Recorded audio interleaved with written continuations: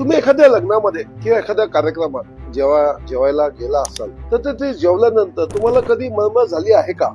तुम्हाला सांगतो या मागचं कारण तिथलं जेवण नसून तिकडचं पाणी आहे. कारण तिथे कार्यक्रमात येणारं जे पाणी आहे हे जार मार्फत येतात आणि हे जार खूप आधी आलेले असतात आणि त्या जार मधलं पाणी अनेक काळ थंड राहण्यासाठी त्याच्यामध्ये इथिलीन ग्लायकॉल नावाचा एक केमिकल टाकलेला असतो, जो की त्या पाण्याचा फ्रीजिंग पॉइंट कमी करतो आणि त्याला त्वरित थंड करून त्याला फ्रीज न करता त्याचा थंडावा जास्त वेळ टिकवला जातो. आता हे जे केमिकल आहे ना इथिलीन ग्लायकॉल हे बेसिकली टेस्टलेस, ओडरलेस आणि स्मेललेस असतं. म्हणजे तुम्ही जर कधी एक डायरेक्ट केमिकल पिलं तर तुम्हाला अंदाजच लागणार नाही की आपण नेमकं काय पितोय. आणि सगळ्यात महत्वाची गोष्ट की हे जे केमिकल आहे ना हे ऍज अ कुलंट म्हणून गाड्यांमध्ये वापरलं जातं आणि इंडस्ट्रियल यूज साठी पण वापरलं जातं. पण काही स्वार्थी लोक स्वतःच्या फायद्यासाठी याचा वापर खाण्यापिण्यात सुद्धा करतात.